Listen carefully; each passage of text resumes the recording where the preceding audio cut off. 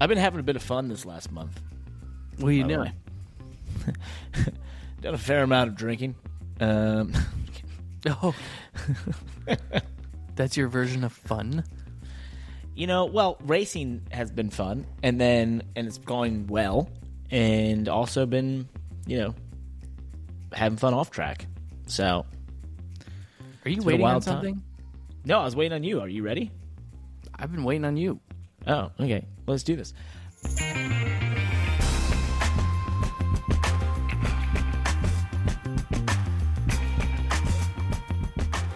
Welcome to Money Lap. I'm Parker Kligerman, joined as always by Landon Cassill. This is our podcast about all motorsports, not just NASCAR. Before we dive into everything, Landon, I do have to make an announcement. So we are taking a summer break because we've always wanted to be like F1. And for the first time, well, actually the second time ever, NASCAR is taking a summer break for the Olympics. Therefore, we will be taking a break because I will be in Europe starting on the 24th of July through the 10th of August. Can't believe I can even say those words, and it's reality, so it's pretty cool. But for our listeners, just a heads up, we will try and do next Tuesday. So that will be Tuesday, July 23rd. That we'll do, and then the next 2 weeks after that, we will be off. So, your version of doing this was not nearly as fun as what I teed you up for, which is let's let the listeners decide. Should we do a podcast next Tuesday? Should we? All right, there we go. Should we? Should we do next Tuesday or take 3 weeks off and be truly like the F1 summer break? Subscribe and comment on our social media channels and let us know. Well, we'll see. We'll see what people say. I'm assuming they're going to be like, hey, you guys should do a show because that's why they listen, because they like our show, which is wonderful. And on today's show, we have the NASCAR Cup Series is going through a lot of business discussion all over the internet. So we're going to dive into some of that. We do like to talk business sometimes. The Xfinity Series has lost a stalwart of a team. We're going to pour one out for them. Landon, you knew this team very well. The F1 driver market continues to be dynamic, big announcements there. And we did get some more insight on how the McLaren IndyCar team does their driver contracts on what I can only presume is a whiteboard and a magic marker.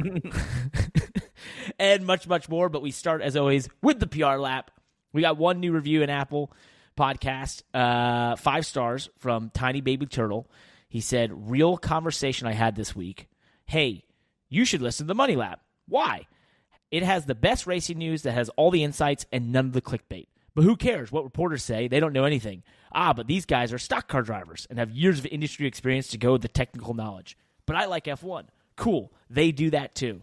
I'm in. P.S. Xfinity Racing, best racing. I love the deep dives there. Tiny Baby Turtle, that's a pretty great review.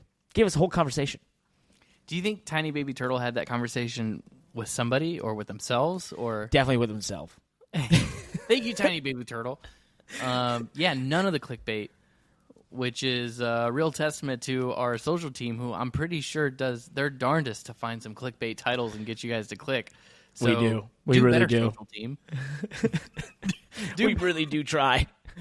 Do better, Alex and Brett. AJ, Brett, Josh. Yeah, I don't know who Alex is, but maybe we have Alex? a fifth person. Is there someone new? Alex works at Cassill Motors. That's what it is. Okay. On YouTube, Caris2K11, U.S. NASCAR drivers need to come to Adelaide the week after the last NASCAR race to take a course in Street Course Racing 101. I do love Adelaide. It's a beautiful street course. F1 history there. One of the coolest races in the supercars. Usually one of their hottest races as well. For years, they'd always all talk about the heat and how intense it was there. So would love to see that. Do you want this next one? Yahoo! Money Lab Podcast is here. Best part of my week, says JDK Sant. Or JDKS Aunt. Oh, yep. I don't know. They missed us. He missed us last week. Hope you get to feeling better, Parker. Yes, thank you. We're glad to be back. We were glad to be back last week. This comment is obviously off of last week's show for us returning. Yep. We barely returned because we took a week off. Yep. Kind of impromptu because everybody was sick. Travel and sick. Yep. Traveling, and then we kind of came back last week because I was at the beach and But I was sick wearing last my week. Piggly Wiggly tank top. Yep. So anyways, but then, again, we're going to, depending on what the listeners want, we'll come back again next week or not. And then we're definitely taking a week off when Parker is on the other side of the world. Well, more than 1 week, probably 2 weeks at least. Also, this last one on YouTube, SVG fan, which we did have a big episode last week when we basically said that we knew SVG's secrets. This person says, Landon Cassill is awesome. That's a nice that's a nice appreciate that. I appreciate that. Yeah. I wonder if he didn't write me. That's for sure. Didn't write you. I wonder if he thinks I'm awesome because of my awesome ad reads. What are those like? Speaking of awesome ad reads, are you a No racing way. enthusiast looking for high-quality die-cast and apparel? You know what? Actually, I recently got criticized for my transitions have not been as good lately. And I have a transition that I was looking for today that it just didn't work out, so I'm going to jam it in here. It had something to do with extended hours or summer hours. That's what it is, summer break, because we have summer break coming up. Well, guess what? Spoiler Diecast has summer hours. Parker, why don't you give it to us? What are the summer hours at Spoiler Diecast this year? Well, do you know? Basically, what they're doing is for the NASCAR being in Indianapolis, right? So they have the store that we've talked about multiple times. Fort Wayne. And so they're expanding the store hours this coming weekend to capture some of that traffic from Indy. They're going to be open from 9 to 5 p.m. on Friday and 9 to 1 p.m. on Saturday. So if you are going to the Indianapolis Motor Speedway or the area for the races this coming weekend, the NASCAR races, you'll be sorely disappointed if you think something else is racing because it's NASCAR. Go over there to Spoiler Diecast's physical location, and check it out. They're going to be open all day on Friday, basically half the day on Saturday, right before the Xfinity race kicks off. They'll be closing. Yeah. And obviously, Spoiler Diecast, the website, is open 24/7 for all racing enthusiasts looking for high-quality diecast apparel. Look no further than SpoilerDiecast.com, one of the fastest-growing companies in the industry. If you do go to their store or go to their website, you will find that they have over 1,100 unique products in stock. NASCAR, IndyCar, F1, dirt sprint cars, they've got it all. They have one of the largest inventories in the industry. They are kind of NASCAR focused, but like I said, they got a little bit of everything. So if you're ordering online on their website that is open over 24/7, their orders ship either same or next day. So you get your hands on your favorite products. They have free shipping on orders over $20. And then they also have free shipping on products that you buy and carry out of the store because you buy it at the store on site and you take it out. They don't charge you any additional fees to buy the product in the store and take it with you. So, I'm just taking a picture. I've been listening. I love it. I love Spoiler Diecast. Go check them out. SpoilerDiecast.com. They're the best, and I'm so excited they're leaning into the store deal with Indy. There this weekend. So us or NASCAR Racing Indy. But yeah, check them out. SpoilerDiecast.com. I've been taking photos trying to promote our show. That were just not working out. I couldn't get the screen to not look weird, so I had to. It wasn't working. Anyway, let's move on. Let's talk some racing. We start in the NASCAR world. It was announced that Moonhead has a buddy of ours from the sim racing world has created something special in the real racing world, or at least been a inspiration for it. The Mazda MX-5 Cup is going to be racing in Martinsville this October alongside the Whelen Modifieds. Oh, my God. Is he doing the broadcast? I don't know. I didn't get that far, but he absolutely should be. Maybe Josh can look into it. Because you led this thing like it had to do with Moon Car. Well, no, I know. I did that because people who listen to our pod might know him from doing that Moon Car 24 hours. Okay. We need a table set, redo the whole thing here. Moon Car. Originally, what is the OG Moon Car? Is it Mazda's at Martinsville, or is it Talladega? That's the 24-hour charity race he would do. Is the MX-5. Okay. Yeah. If you don't know who Moonhead is, he's a good friend of ours. He's bigger than us, though. What am I talking about? We're trying to take the credit for Moonhead. Moonhead is Moonhead, right?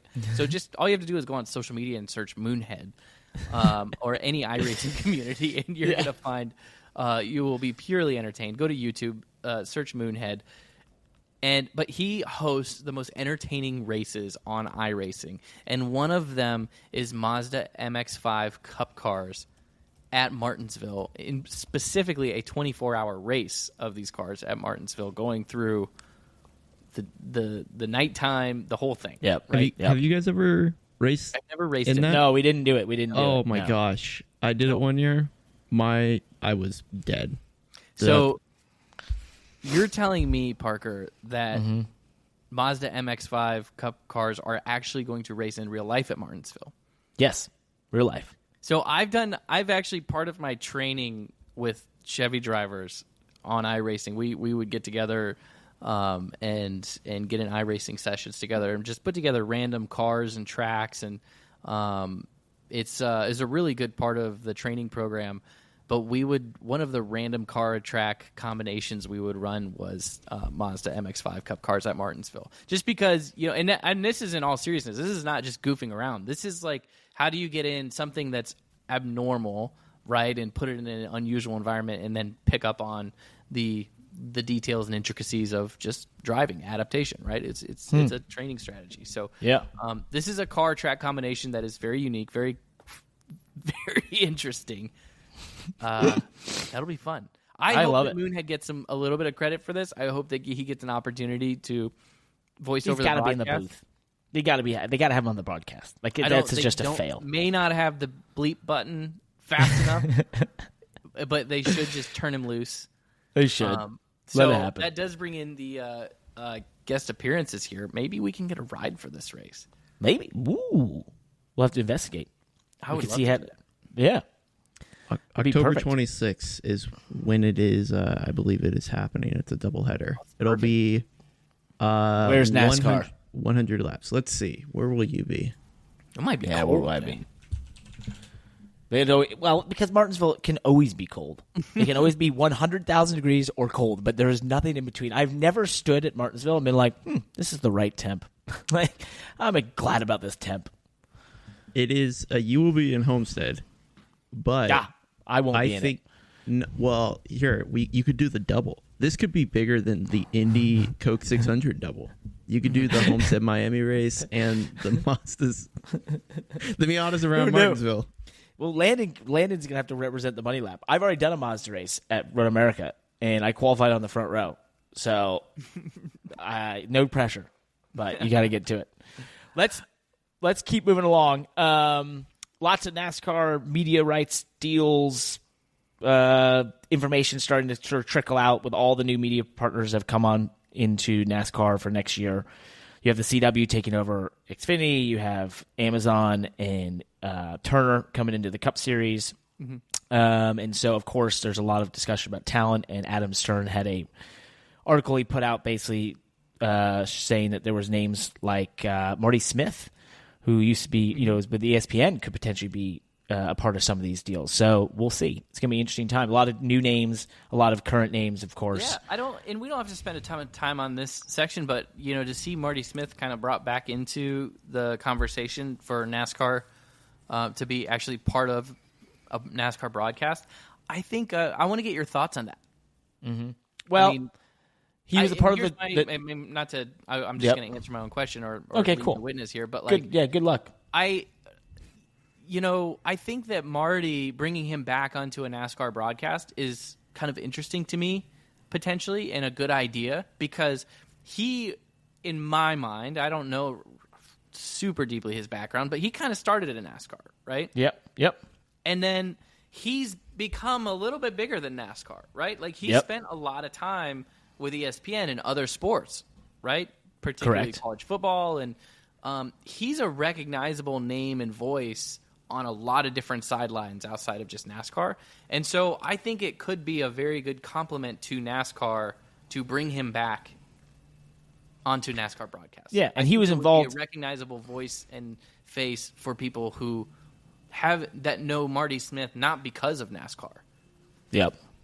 Yeah, well, he was involved with the Full Speed thing on Netflix as well. Remember, he was a part of that, and he was voiced over the promo and that sort of stuff. So we'll see. Maybe there'll be some surprises in there. I don't know. There's a new jacking system on the Cup car. Glad I said that the way I did because that could have went wrong. In order, this is from our buddy Bozy. He said in order... What's another way that you could have said it? Jack up system. Wow, guys are cool. Just dudes being bros. Shut. Okay. Posey tweeted this. In order to prevent cars from getting stranded when they get flat, NASCAR will allow Cup teams to start installing a lifter system on the rear dampers next month so that the rear of the car can be raised when necessary. The system can only be actuated by a NASCAR official. Thoughts? Questions? Concerns? Kind of interesting. Yeah, I mean, I think that I don't know, seems kind of nifty. I just always think, right? You're going to spin out, and then I think it's a good idea. And the car's stuck on the ground, and so NASCAR is going to jack you up, and then you're going to be able to drive it in. I can't even take this seriously. Sorry, but anyway, I agree. I just think whenever you put technology in these cars, there can always be room for exploiting that. So we'll see. But a great idea because the cleanup of this car, since it's become apparent that when the tires go flat, the car sits on the ground and it can't move. That has made cautions a lot longer than they necessarily need to be, right? For cars that just simply have a spin or, usually being a stock car could get a bit of damage and then keep rolling, keep going, that sort of thing. Get off the track, they clean up that area, boom, they're on. So I think that is pretty interesting. Yeah. It's a cool little feature, and I think kudos to NASCAR to trying to solve problems in inefficient ways. And it's one of those things that I think NASCAR hopefully it's useful, and we don't even talk about it. You don't even notice it. It's not a big value add to the sport or to the broadcast other than it gets cars off the track quicker. Yep. Hopefully that's what happens. Hopefully it's not something that gets cheated up. Hopefully NASCAR has a jack button that is, they can just click the button when cars spin out, and they can just automatically quick it, and we don't have to sit and wait on people to get jacked up. They can drive their car back to pit road. They can release the jack button, and they can change their tires, and racing is back to normal. And we didn't have a 20-minute caution trying to get somebody hooked up to a tow truck. Amen. We'll see. That will be really great if it does solve that exact thing and make everything quicker. That'd be wonderful because some of those cautions are just way, way too long.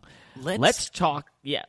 Would you want to dive into this? Our favorite topic in Money Lap in the last year and a half has been the consistent charter negotiations between the Cup teams and NASCAR. Denny Hamlin has been our greatest source of information and entertainment throughout this process because he just doesn't hold back. And he basically was quoted on talking to our buddy Kenny Wallace out there that this is a direct quote. It costs us $18 million a year to put a car on the racetrack. We've asked NASCAR to just cover our costs, nothing more. And the answer has been repeatedly no. You will get what we give you, and you will like it. That is, for those wondering, Josh has done the math on this. That is £13,813,290 sterling. That's 16.4 million euros as well. $18 million. I also did my own bit of math, Landon. If you said the average car was spending $18 million to run on the NASCAR Cup Series, that's $648 million per year across the whole field. Now, the average is not 18. I can assure you that. But that is the level of money that they're looking for. So the entire NASCAR Cup Series could field one F1 entry or two F1 entries, is what you're saying? Yeah, basically. Well, not anymore. Not with their budget cap. Their budget cap is what is it now? 175 million or 200 million. So they've severely reduced that. Not counting driver salaries and all that stuff. And this doesn't either. This is just pure running costs. So they're at like 75 million a car. All right, Landon. I see you there. You're inquisitively looking at me and these numbers. Where would you like to go with this? I'm trying. I want to let's sit here for a little bit. let's talk about this. Double click it. Double click. Let's double click on this. I already said level set once in this podcast, and now we're going to double click on something. Is this a Zoom call? It might be. Hey, can we circle back on this one? So, first of all, I'm just going to be a little reactive and a little dismissive to Denny, and so this can be a hot take, and we'll get it out of the way, and we'll be because I want to be mindful and serious and look at both sides here. But Denny's like saying it costs us $18 million to put a car on the racetrack. We've asked NASCAR to just cover our costs, nothing more. Like he's saying that like it's very simple, and I'm thinking like running a business and just going to your customer and being like, I just want you to cover my overhead so that so everything else can be profit. Yep. Right? Like, just cover my overhead. Just cover all my costs. Right? He's saying that as if there's nothing, there's no potential, there's no other value in his business, right? Yeah. There's no sponsorship to be sold, no revenue to generate from merchandise sales, nothing. Right? It's like, so just cover my... And that's just a little bit of reaction. I'm not saying he's wrong. I'm not saying the teams don't deserve $18 million, right? I'm just kind of pointing that out, right? Then in the business world, he's sort of just saying NASCAR, okay, cover all of our costs so that I can go and generate profit on top of that. It's an interesting way to kind of word it. The other thing that I think is left out in him saying it costs us $18 million and we're just asking NASCAR to cover our costs. And I'm asking the question as if I'm representing NASCAR here to ask the question. So are you going to only ever spend $18 million then? Because when it comes time for the next renewal, is that quote going to say it just costs us $25 million a year to put a car on the racetrack? We're asking NASCAR to just cover our costs, nothing more. Mm-hmm. Mm-hmm. Right. So where's that?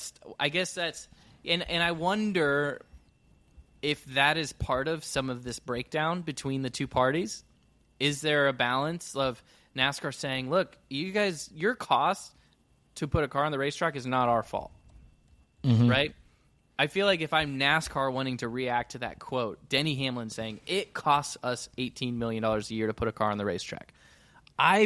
With what I know about this sport, I want to change his wording to say, we spend $18 million a year to put a car on the racetrack. Yes. Right? Yep. Like in NASCAR, and there's a dance to be had. Everybody listening to this, including Denny Hamlin, because I'm sure he listens to every one of our episodes. Of course. I want you to approach this with a very as nuanced as you can. NASCAR is not making you hire 100 engineers. NASCAR is not making you rent private jets. NASCAR is not making you spend $250,000 on a pit box. NASCAR is not making you, right? So now, again, this is a competitive business. It's a competitive sport. It's a professional sport, right? So we spend those things because it gets us a competitive edge, because it gets us, faster race cars, and faster race cars, get us in victory lane. So there's a little conundrum there where it's like what Denny is saying is truthful, right? It costs us $18 million.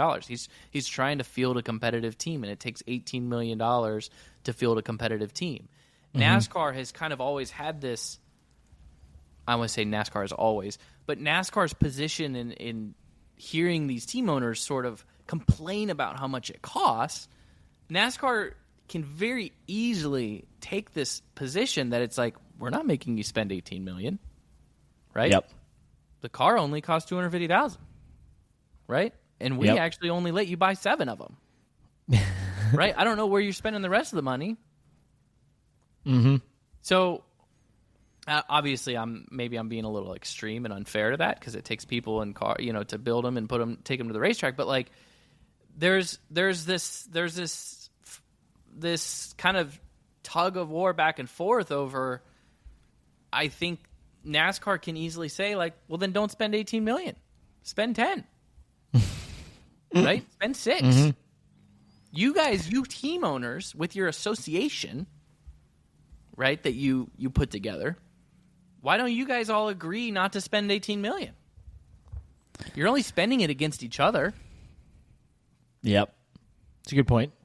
You're spending, and this is my. I want to keep going for a second here because and these are all like, again, these are things that you've heard on this podcast. If you've listened to every single episode of the Money Lap, you've heard this before. So at some point, somebody needs to tell me to stop repeating myself, or you can say, "Hey, Landon, keep saying this because I'm learning something new because we have new listeners." But like, these teams also 10 of that $18 million is being spent on things that NASCAR fans will never get to know.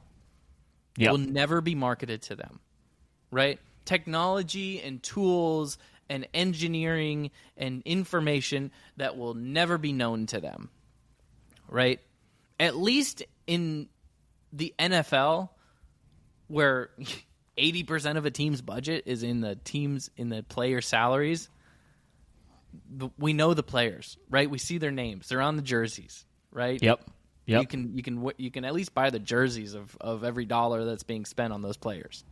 But in NASCAR, and this was even more of a problem before the next gen, right? Where the teams were developing cars, we were spending $10,000 on a single spindle, right?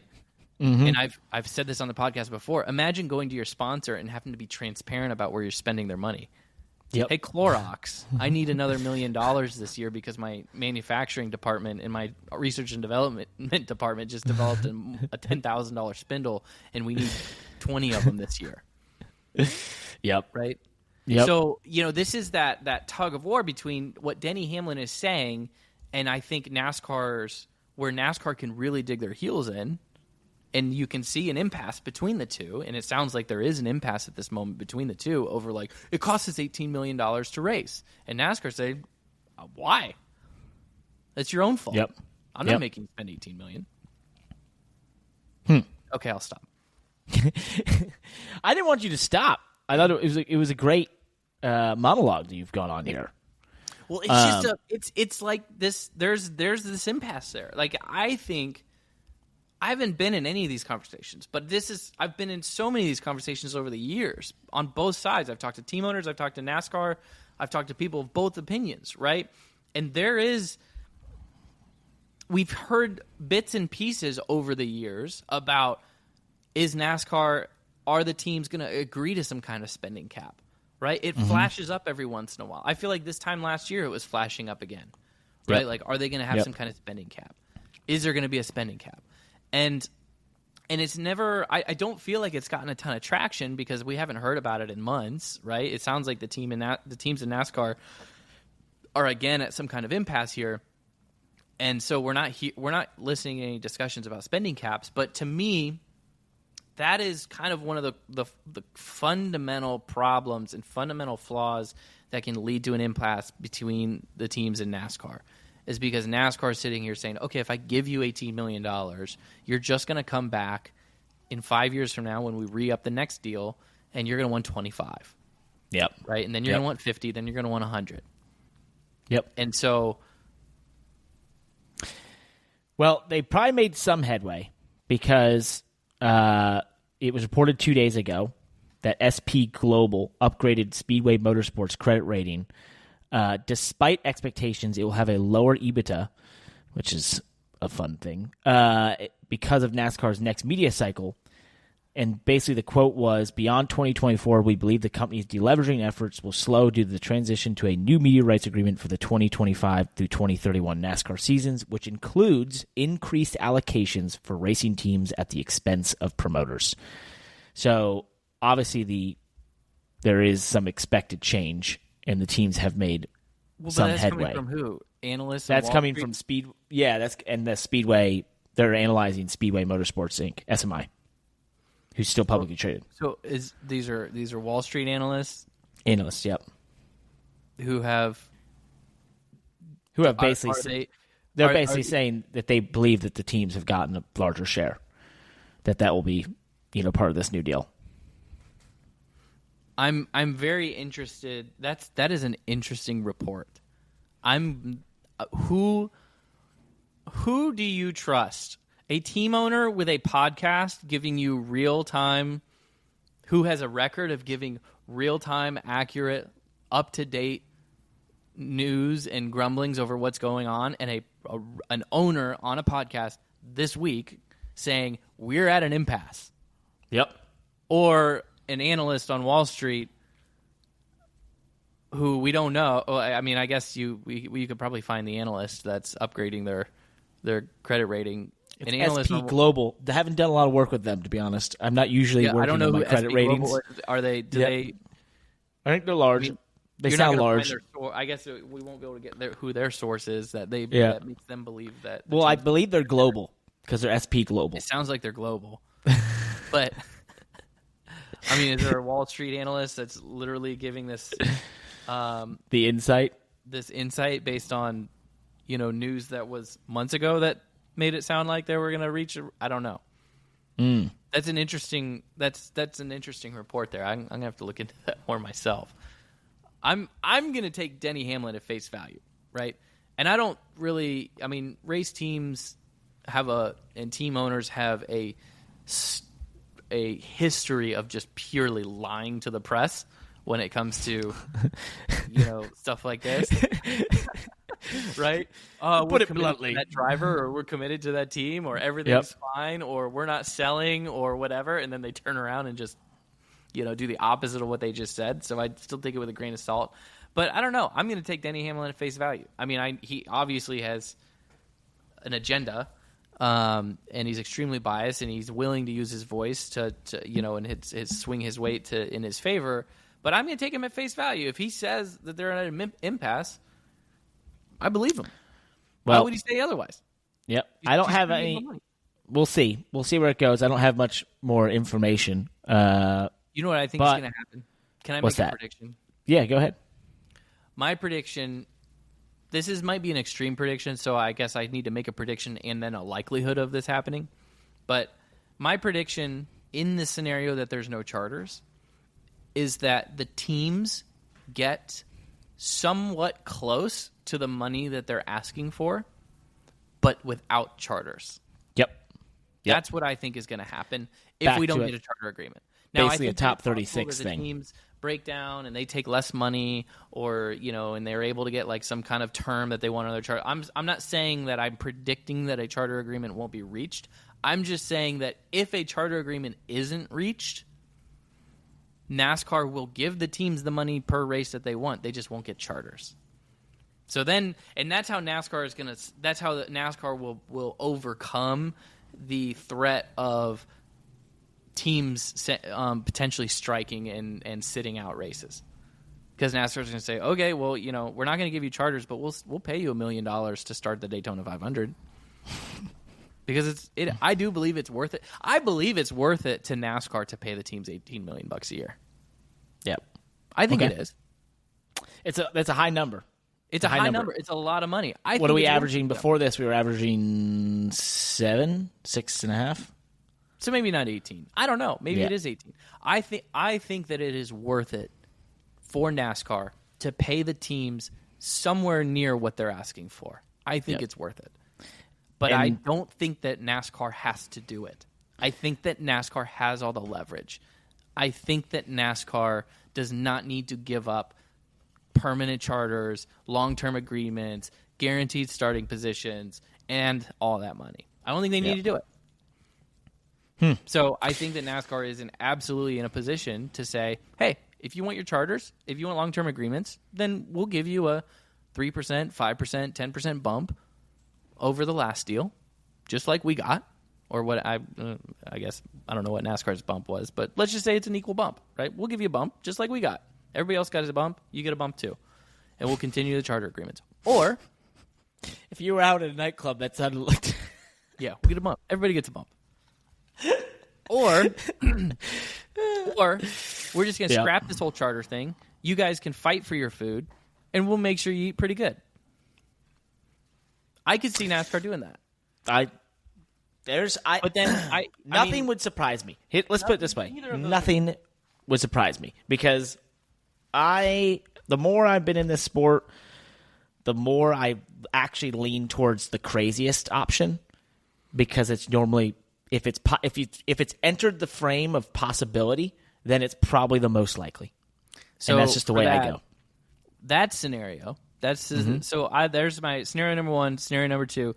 Scenario number 3 is we have a global meltdown of this whole thing, a total impasse, an absolute strike of all NASCAR teams, chartered teams going to the Daytona 500, and Parker and Landon are driving entries fielded by Wayne Peterson's ARCA team in the Daytona 500, and I will gladly. All right, I'll do it for 50% prize money if it's $1 million to start. Deal. Yeah, well, but the best part is we'll do it and probably make more money than anybody's ever made. In the history of those races. Billy Venturini will have 7 cars in the Daytona 500. Oh my God! All right, well, moving on to things that are actually happening right now. Mark Lazzary's Avenue Sports Fund has taken a stake in Trackhouse Entertainment Group. I saw that. Yeah, interesting. Talking about Wall Street. I would love to know the valuation on that. That would be interesting. That would also, to me, hint at that, maybe this is more settled than people believe, but I don't know. So a lot of movement happening on the business side of the NASCAR Cup Series. There continues to be, and I think there's a lot more that will be coming out here in the coming weeks and time. We'll see if everyone shuts. A lot of teams are shutting down for a week or so during the break, but we'll see. We'll see what continues to sort of trickle out. Also, just one thing this week: Corey LaJoie was not penalized for his incident with Kyle Busch at the end of the straightaway into turn 1 at Pocono. Some people were calling for that because of how egregious it looked at times. It did not look egregious to me. Well, so here's the thing. There was a radio transmission, obviously, that was not him. It was from the team saying, whatever they said, that's fine, but it wasn't him directly. What did he say?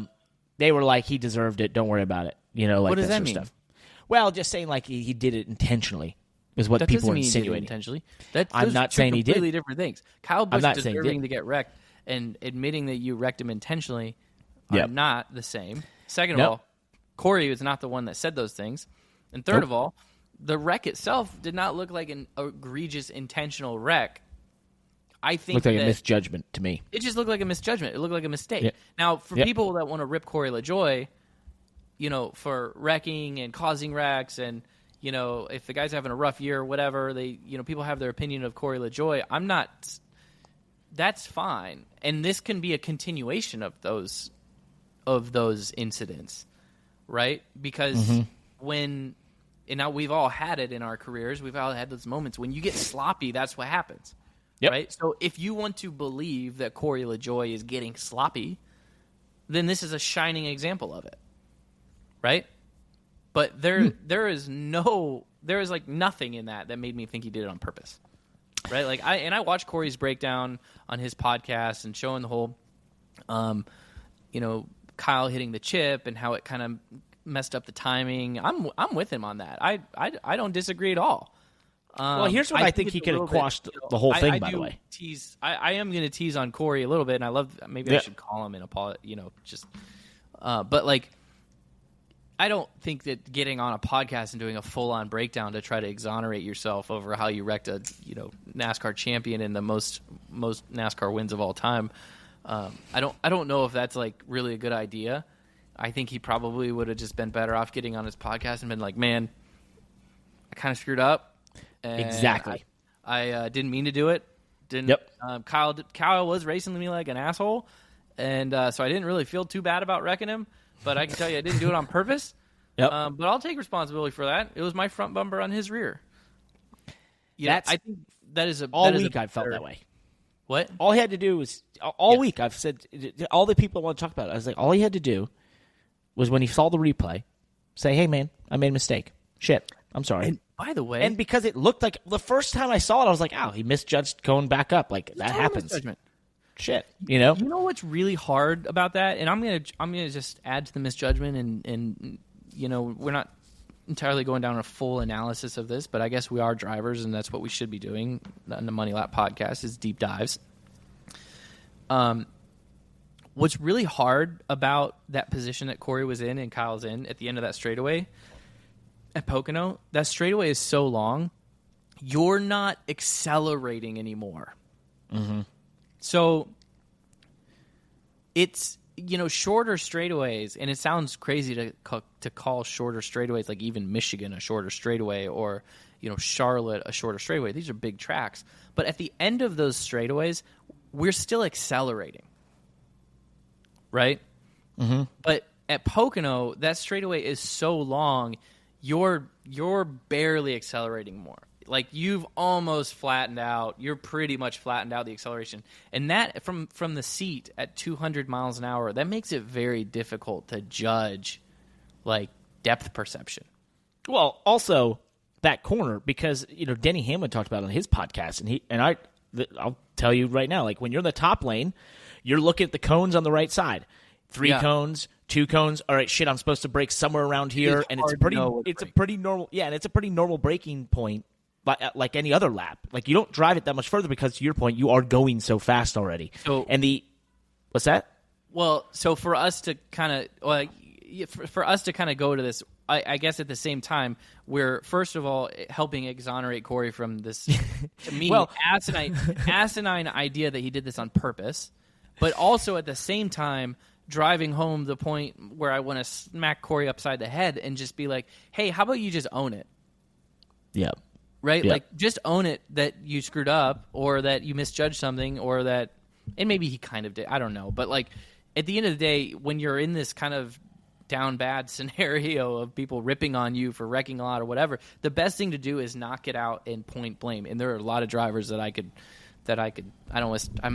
not big on, like, naming names on this and drag other people into it, but, like, there are drivers in the Xfinity series and the Cup series that it just seems like every time they get in an incident, they get out of the car and they'll give you 100 reasons on why it wasn't their fault. Right? Wonder if you know a guy. I don't know anyone like that. It is the most annoying. Never met anyone like that. Yeah, it is the most annoying thing, and it's something that I think you're calling me out, but it's okay. I'll let it happen. I'm not calling you out. I feel called out right now. You know what? If you feel called out for that, then you should feel called out for that. It's just like the crazy thing. No, I was just sitting here hearing Landon explain coming on his podcast and exonerating himself, and I just tuned back to last week when Parker was sitting here explaining the Chicago scenario. Well, Sheldon and I are good now because it was very evident nothing was intentional. It was unfortunate coming together. Okay, moving on to that. To your point, I think that was my frustration. I think it's a lot of people's frustration. Just admit these sorts. These are sorts of things where if you get out and you say, "Whoa, I've seen the replay. Wow, I made a mistake. My bad." We'll move on. Everyone can carry on. And I think in his position, though, just one more thing. I talked about the entry on the high side. On the low side, you have no references whatsoever. Every time I restart on the bottom, my reference was hearing the other cars lift. And then I'm like, okay, I should probably start braking. That's probably the time I start braking. We should review. Hey, it worked out. This is a mindset change that, anybody who's listened to me enough, like, I'm saying this kind of again like I did earlier, if you've listened to every single episode of the Money Lap, you've probably heard me say something like this before or tell this story.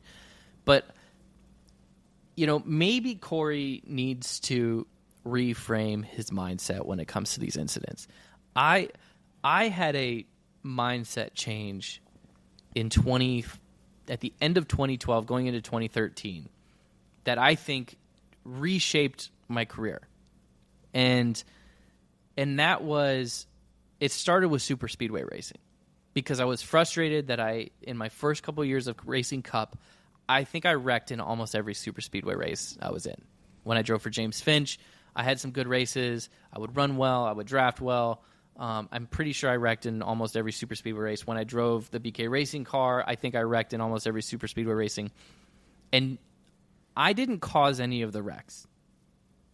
I was in all the wrecks, but I didn't cause any of them. Right? And I had an opportunity to race for Mike Hillman.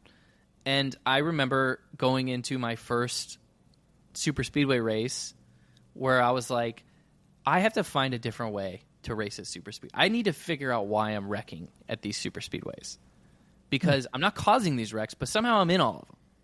And I've been in enough of them now that it's not just luck, right? It's not paying me anything to go home early from the race and call my wife on the way home and tell her how it wasn't my fault, right? So I took a deep dive and had a pretty self-aware session of looking at why I was getting wrecked at super speedways. And I found some things that I was doing that I thought was contributing to me getting caught up in other people's wrecks. And from that point forward, the next few super speedways that I was in driving the 40 car, I had some of the best super speedway races in my career and the best finishes in my career, which, further led to later on in my career as well. I mean, obviously when I drove for Colleague, I was really in the fastest cars at that point I've ever been in my career, and rattled off some top fives in super speedways consistently, right? Yep. Finding myself in similar positions at the end of every single race, right? Between Atlanta, Daytona, Talladega, finding myself consistently in the same position. I just followed you at Talladega, and it worked great. What's that? Talladega, the fall 22 race, but I just pushed you. It just pushed, like you and I were on the bottom. It just pushed you. I was like, okay. But through the years of 2013, 14, 15, 16, and then especially through my StarCom years as well, driving for small teams, I took the same approach that I had in super speedway racing to really the rest of my racing, which ultimately was just like this extreme ownership. And I'm stealing the title of a book, which I had no knowledge. I don't even know if the book existed back then. But if you've ever thought to read the book Extreme Ownership by Jocko Willink, you absolutely should. But back then, I took this extreme ownership mentality towards my race car, right? So I started with this super speedway racing, but then it also blended into when I started driving for Johnny Davis. Because when I drove for Johnny, I mean, you don't want to bend his car, right? You lose your job because he can't afford to have you wreck his car every week. And so for me, when Johnny hired me, he was paying me to drive. I wasn't bringing any sponsorship. I wasn't bringing anything. He needed me to make the race the car clean, and then race that same car again for the next 5, 6, 7 consecutive weeks. Right? So I couldn't afford to even scuff the side of the car. Yep. Right? So I had to have this extreme ownership mentality around my race car. And I would actually kind of develop this mantra. You've heard me say it before. I don't care if a meteor lands on your car and wrecks it. It's you should have missed it somehow. Yep. Right? You control your car. And I mean, I think that extreme mentality can maybe lead to overly conservative driving at times. But when you're in this position where you get in this downward spiral of, always being in some kind of incident, wrecking this, tearing up that, speed on pit road here, or bad pit stops, or whatever. And if you find yourself as a race car driver continuously going home from the track disappointed, and you always have a legitimate reason why it's somebody else's fault, you probably need to look in the mirror. You have to. You have no other choice. Yep. Because all those people you're trying to blame and it's their fault and it's not mine, they're not going to save you when you're looking for a job. Right? You have one choice, Corey. Parker. Yep. Thanks. Landon. Right? Like, you have one choice, and that is to go home from those races and be like, this was my fault. I did this. I did this. How can I be better? Do this again? How can I not wreck Kyle Busch again? I don't care that he hit the chip. I don't care that he threw a late block. I don't care that he was driving like an asshole. Right? Mm-hmm.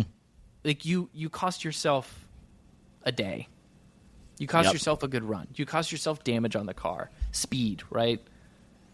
I mean, I have been one last little example rabbit hole that I've gone down, which is like I've ran into people on restarts at tracks like Pocono, and it broke the front bumper and cost me 0.3 a lap for the rest of the race, right? Because the aerodynamics and all this stuff.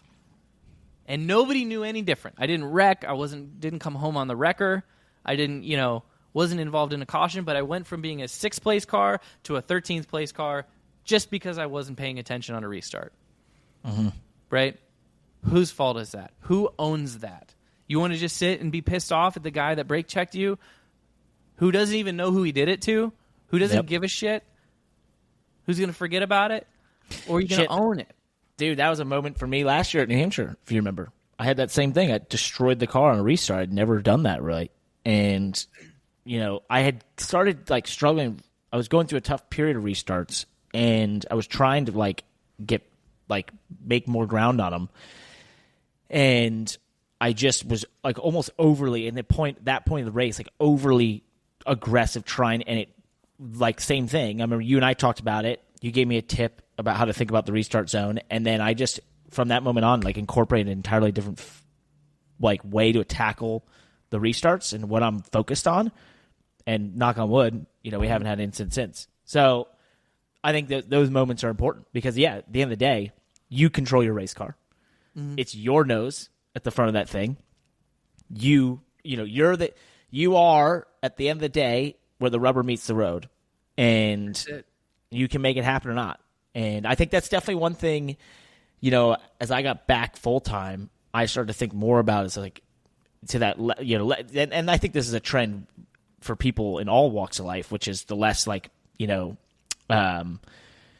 always blaming others and finding excuses. And it's like sometimes you got to look in the mirror and just say, hey, what am I doing? Right? Like, how can I be different here? And I think that was definitely, reckoning for me, even just in seeing like, oh, how did that person win that race? Oh, they just kind of made it happen. They kind of made a choice. Like, they just made it happen. And it's like, I got to do more of that, So I feel I love what you've said there. I think it's great advice. I think for any race car driver or anyone in any walk of life, dude, it's life out there. It's life in general. Isn't that life? It's whole right? Like, definitely. That's why I bring up that book, right? Like that's why I bring up the book Extreme Ownership, because it's funny. Like I had this concept that I applied to racing, and then it wasn't even just a few months ago I read the book. I know the book's been out longer than a few months, but like I read this book and I'm like, this is just life. Right? This is just ownership. This is just not walking around being a victim.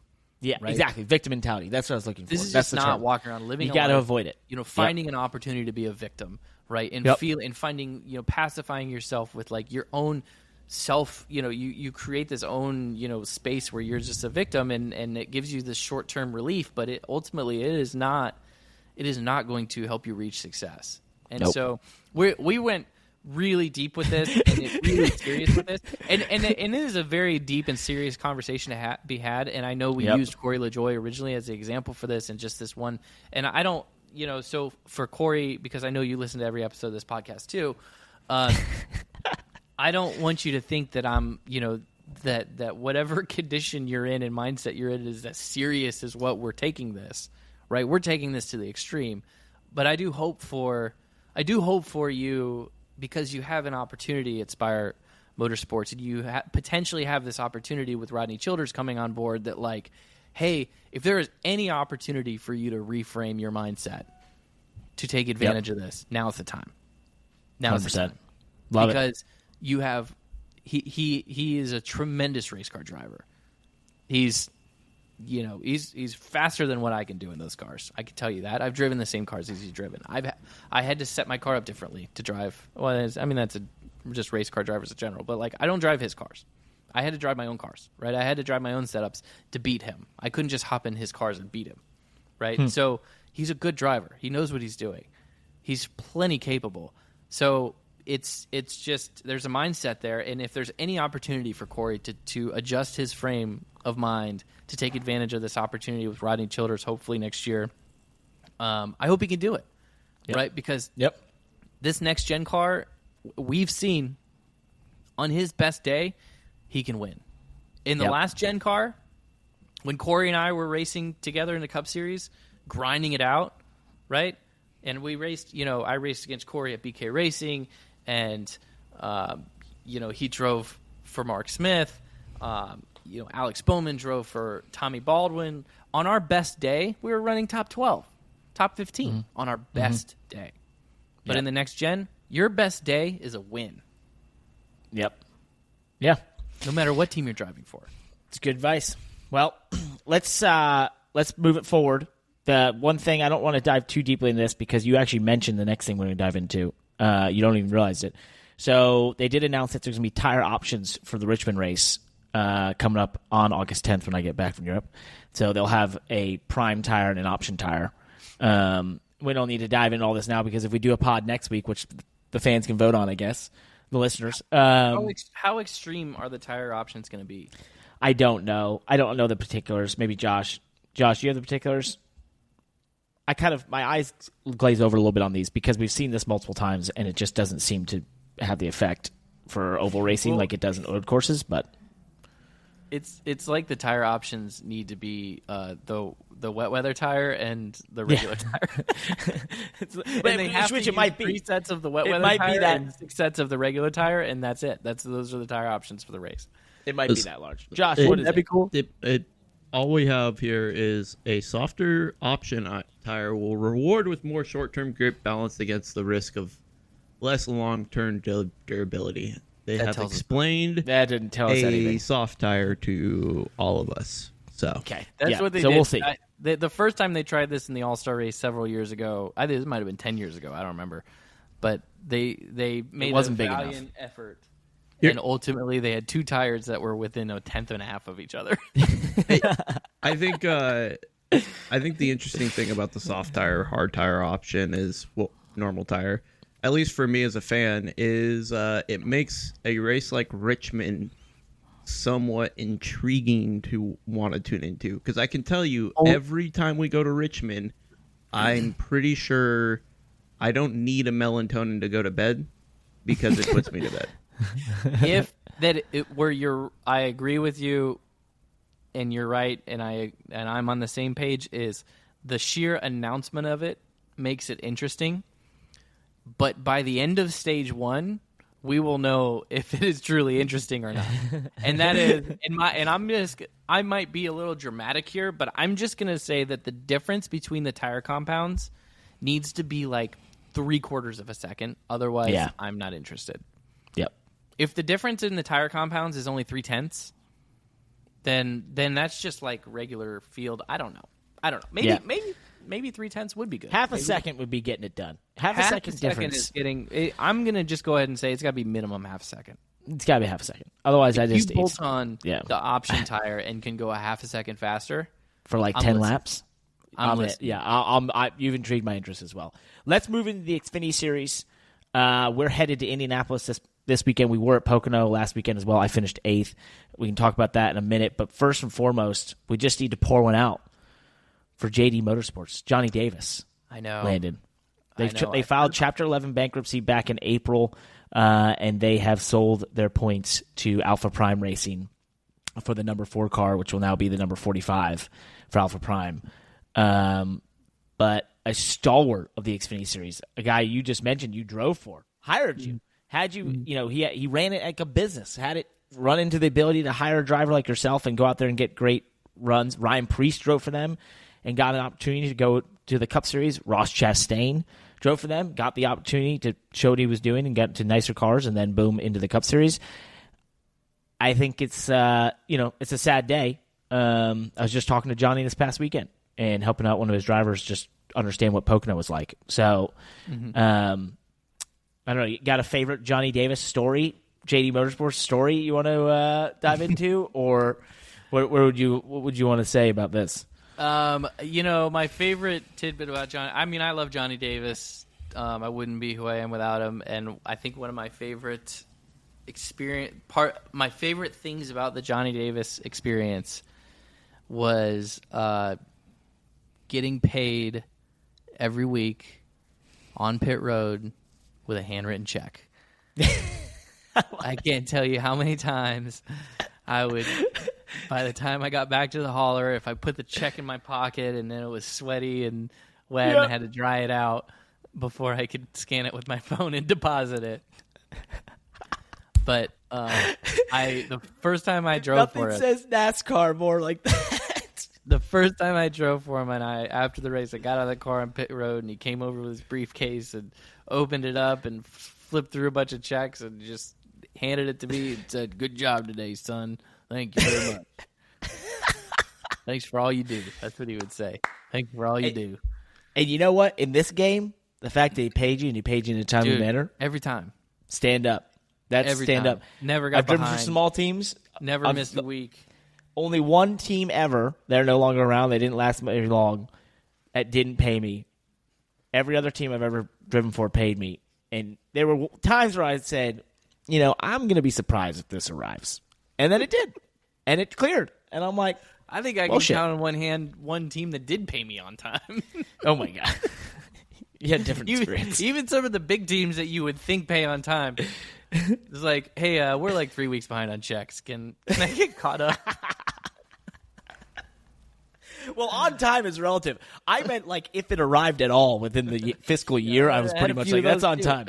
Yeah, I had a few of those too. That's on time. I haven't caught up with Johnny about his situation. I just talked to Johnny about a week and a half ago, but it was about something else. So, I'll need to give him a call and see how he's doing. Yeah. Well, wish them the best, and sad to not see them in the Xfinity Series.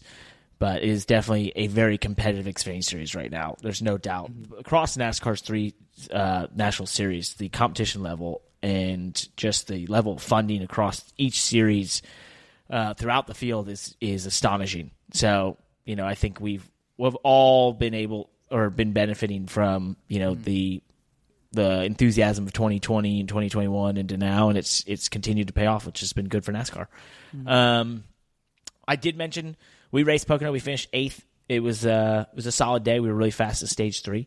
Won't go too far into this because this is on Thursday now. But we did have our little incident with AJ where he basically just cleared himself off of turn 1. I lost a bunch of not victim mentality here, not victim mentality. I was able to get back, which was great. And then he and I had a discussion. We're all good now. So I saw his point of view. You didn't play the part of the clip that I wish you would have played. The part of the clip that was not played, he also mentioned that. I will not say what he said, but that will stay forever. What happens in Pocono stays in Pocono. Okay. I'm not going to say it. I'm not going to blow up his spot. But you can see most of that conversation is on my Instagram. It's done like 150,000 views, by the way. It's done 180,000 or 200,000 on Facebook. Imagine how many it would have done. It would have gone crazy but we're not going to say what that was. Anyway, we're heading to Indy. I just did some more sim testing. Really interesting thing for Indy. I think you should know this too, and just for the fans listening out there. And actually, the next month of Xfinity, we got to kind of point this out. So we're running at Indy the same package we run in Atlanta. So it's basically the low downforce package, but with the super speedway style motor. And so Indy's going to be interesting because Indy is super affected by heat. And so, alone, you're going to be on edge to do your laps alone flat out. In the draft, you definitely won't be. It's going to be a really, really interesting race and tough in that sense. I think it plays right in our hands. Obviously, we've been super fast at every super speedway in Atlanta. We've been in the top 4 of every restart at Atlanta, or the last restarts of Atlanta. So I love this opportunity. I love Indy. It's one of my favorite racetracks in the whole world, probably the most important racetrack in the world to me. And I think it's really interesting. But we're also running this at Michigan, so this be the same package at Michigan. So this sort of super speedway-esque package. And then obviously we have Daytona coming up as well. So just an interesting time for the Xfinity Series in the next month and a half of a lot of speedway-style racing. That's a good point. That's a really good point. You got some interesting races leading into. And what is your cutoff race? It's not until after. What is the cutoff race? Well, either way, I know this? that actually isn't where I was going with this. I was just going to throw an opinion. Everybody's got one. I wish that they had the downforce package. Yeah, not I know. The low downforce package. I think I'm not against this restrictor plate package for Indy and Michigan. Mm-hmm. I think it's unique. It's different. We kind of know what we got with running the 700 horsepower or 650 horsepower, whatever you guys normally have. Open motors, semi-open motors, low downforce. I mean, and those would be fun to watch. The restarts would be incredible. We would see a great traditional large track stock car race. I think it would be wonderful. But we know what we got. Yep. I love the Xfinity Series. Puts on a great show no matter what. And I think that there is nothing wrong with 1 or 2 out of 33 races saying, let's try this package at Indy and Michigan. I think there's nothing to lose. I do wish that they ran the big spoiler and big splitter for it, though. I think that for as long as those straightaways are, especially at Indy, for as long as the straightaways are, making the cars a little more draggy is only going to make the racing better. Were you in the 2018 race? The 2018 Cup race? No, Xfinity race. I think that I was. I have to look at the results. I know that I ran this package, I ran a package at Indy where we could flat-foot it. I know. And they well, we did it in Cup 2019 because you and I were in that, the 550 package Cup high downforce. Right. I know that. But then because I remember going out and qualifying was like Daytona low line qualifying around Indy. It was so weird. It can still get strung out, right? It's still Indy. It's still going to be one lane. Oh, it still got strung out in that. But what I was going to bring up is the 2018 Xfinity race, stage 1, they had the 4-wide finish. 'Cause I was watching it back. They had a 4-wide finish for the stage. It was wild. Yeah. So, it's the thing that you'll never be able to overcome at Indy, and I'm not even saying that we need to overcome this. Right, we need to spray traction compound down at Indy on the second group. Oh God, they'd have you thrown out. Right, we don't be blacklisted from taking. We're taken off the air. Money Last Podcast we're on the dark web now. Apple Podcast's gone. RP might have that kind of power. Indy, I know. Indy is a 1-lane racetrack, and it will always be a 1-lane racetrack. And for whatever reason, it's part of what makes it Indy. Yep. So the thing about, and so what I think that is an interesting balancing this whole super speedway package and drafting package is like, hey, part of what makes super speedway racing cool and makes it super speedway racing is that you see cars racing 3 wide, not just down the straightaways, but through the corners, right? And so they end up 3 wide all the way around the racetrack. But you're not ever going to have that at Indy. I don't even think you could run Legends cars at Indy, and I think they would still run single file through the corner. It's probably just the way it's shaped, at 107 miles per hour top speed, right? So there's something in my mind to work around that and still have kind of a drafting package that is entertaining. I think that you need to have just a billboard of drag. Yeah, I know what you're saying. Yeah. So that like cars IndyCar sort of funnel through the corner, and that's where you create like an accordion checkup into the corner, and then they get on the straightaway, but they can just only go so fast if they're the lead car.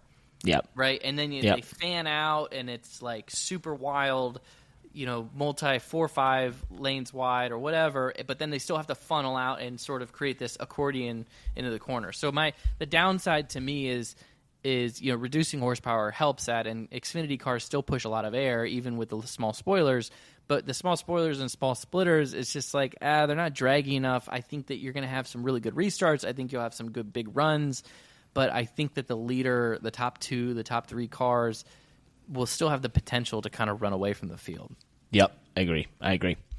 We'll see. It's been interesting in the simulator, but you don't really know these types of things, what you're really experiencing in the simulator. So, as I said before, though, I love our chances. This is a strength for us, Big Machine Racing. The ECR motors, man, they're amazing at this. So, I love this opportunity, and I'll cap it off with I have not changed my phone background in 5 years, but this week I made it this. I'm going to show you what it is. Can you see it? Find a way to win. Yep, that's the background. Figure it out. Find a way to win. That's what we're going with. That's the extreme ownership. It's not on anybody else. Yep. It's on you, Parker. It's on you. That's why I loved what you were saying. I was like, this week I made that mental choice. I was like, because find a way. You know what, Patrick? Just find a way. Patrick, I know you're listening. It's on you. It's on you. Find your own way. Find a way to win. Parker's got to find his way to win. Everybody else, find a way. Right? I showed my whole team. Anybody else. This whole week I went up to them and I was like, hey, guys, this is the motto. Find a way. Just find a way to win. I don't care what it is. I don't care how we get there. I don't care what you have to do it. Find a way. That's what we got to do. Yep. So you guys have the same goal, right? You have the same goal. So we're not blaming anybody else. We're owning it. Let's do our part. I love it. Find a way. Let's move into the open wheel world before we cut this off. And Kevin Magnussen announced he's out at Haas. So we'll see where he heads and where that goes for him. some more F1 driver changes. Yeah, Esteban I get a quick Ocon's comment on that. I think that Okay. this is an interesting. We've seen a lot of drivers, F1 drivers, or maybe this is just because we're paying closer attention to the sport than we've ever have. But there's kind of a lot of driver turnover here going on. I mean, obviously Logan Sargent has made his announcement, and Magnussen here, and and others. But there's something about the rest of the racing world, and I think that I'm using some of your words about endurance racing. I think we're in a golden era right now of sports car and of just sporty car racing in general, right? Of open wheel cars, IndyCar, F1, endurance racing. Those drivers are very interchangeable, right? They're jumping from different disciplines, and we're seeing a lot of it. And I think that Kevin Magnussen is a world-class driver who is losing his F1 seat, but I'll bet you the guy is still going to make $1 million next year driving something. He was the one time he wasn't in F1. He did at Ganassi. He went over and did the Cadillac, IMSA program. That guy is still, it just I'm optimistic. It makes me excited about race car drivers and racing right now in motorsports because I think it sucks that he's not going to have this F1 seat. I hope that he can find another F1 seat. But the guy's a phenomenal race car driver, and I'll bet you he lands in another really cool project, well-funded car. Maybe it's an Indy car. Maybe he's endurance racing, and he's probably going to make a pretty darn good living racing because he's a damn good driver. And he's already made a very good living. Also, F1 news, Haas said they're sticking with Ferrari and F1 through to 2028, but that their Toyota talks are rumored to still be ongoing. So we'll see what happens there if Toyota does decide to join F1 once again. Do you think, first time since 2000? They left in 2008 or 2009, basically post the financial crisis. So we'll see. But do you think that decision to stick with Ferrari had to do with Lewis coming over, like to try to get some of the remnant? Whatever. Maybe. Well, or Toyota's not ready, so it's just to keep doing what they're doing. I think it's going to be a large move for them to go to a different manufacturer because they're very entwined with Ferrari, from what I understand, in terms of how they operate and that sort of thing. So, in the IndyCar world, Theo Pourchaire, by the way, it's Pourchaire. I've got it right finally. I know how to say it. We got some more information about him on his exit from McLaren. I mentioned earlier that we believe the McLaren IndyCar team does their driver contracts on whiteboards of magic marker. Because this is a quote. So it says, "Can you tell us what happened on June 18th, the day you learned that you were losing your McLaren drive?" This is the response. "To be 100% transparent, McLaren had signed me to a multi-year contract to drive with them in IndyCar. And then, on the Tuesday morning before Laguna Seca, I learned from my manager that they decided not to have me drive at Laguna Seca, as well as for the rest of the season. At first, I was very surprised. Can't understand why he would be. I didn't understand. I thought it was fake. We had only signed a few weeks before. I was disgusted. The team ended up calling me for a minute around 11 a.m. that same day, the day before my planned departure for Laguna Seca, to tell me I was excluded from the program. They didn't give me the specific reasons." What in the world happened there? What contracts are these drivers signing? Yeah. Who's doing these? I'm going to choose to believe that McLaren knows what they're doing. They have grown-up lawyers who are writing these contracts. And I'm going to choose that McLaren is not just like signing these contracts and then buying drivers out of them. Because every contract I've ever signed with a team, I think most contracts that I've ever signed with a team, if I had signed a multi-year contract, I'm sorry, let me start this over. Every multi-year contract that I can think of that I've signed with a team, had they not provided a car contract any time period within whatever after they signed it, wouldn't have been cheap to get out of. Yep. So I am curious who's doing these contracts. And I don't know if this is on McLaren to be like, what in the hell are you guys doing, or if it's on these drivers and their management companies to be like, what in the hell are you signing? Yep. It's allowing them to just change their mind 2 days later.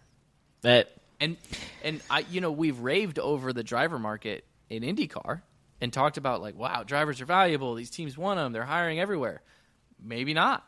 If these drivers are signing contracts that are basically worthless and allow the teams to fire them on any given moment, and there's no real repercussions. They're not buying them out or anything.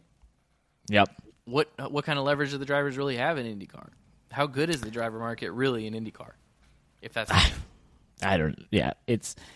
I don't think they're. I don't know if McLaren is a great litmus test of the driver market, because they seem to be just doing wild things all the time and making changes and having all these issues and signing guys that aren't signed, and then they are signed and they're not, and then they're unsigned. It's just like, what's going on? This seems like it was a isolated team situation, less a litmus test for the market. So I would reserve judgment on the market there. One last thing before we move on today, and we will see if we return once again this coming Tuesday. Otherwise, if we don't, we will be taking a break for at least 2 weeks in the summer here. So we love you all, Money Lap listeners. Adrian Newey's Red Bull RB17 road car was announced, shown off. They've for the last couple of years, 10 years, they've sort of dabbled with this sort of thing. They had that one in Gran Turismo where you would need a G suit to be able to drive it. And so I guess this is another iteration, is one of those, an actual one that they're going to make, and it looks cool, so go look it up. Maybe Josh will put it in the YouTube. So looks kind of fun. Is anybody going to actually take this onto a track? I mean, the thing is just being released. Are they going to take it to Silverstone or Nürburgring and actually see how fast it can go?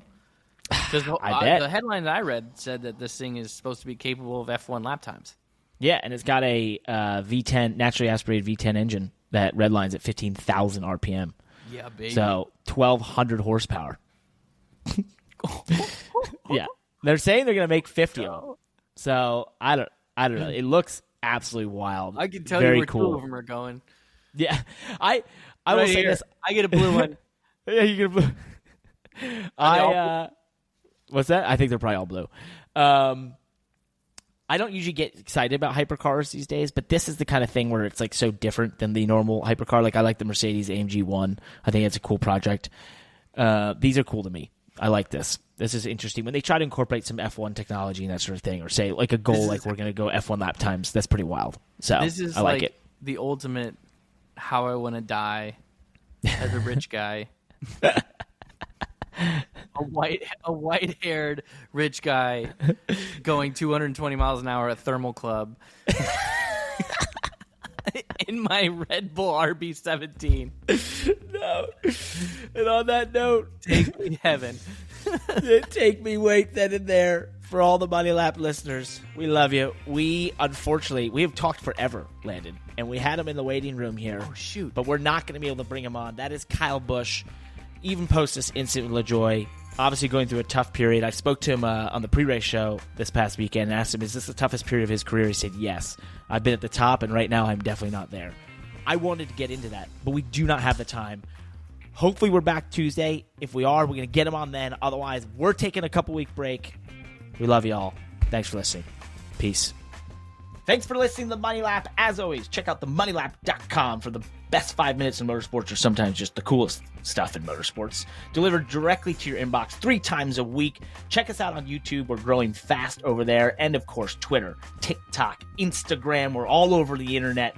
We're spreading the word of how cool motorsports is. Check us out.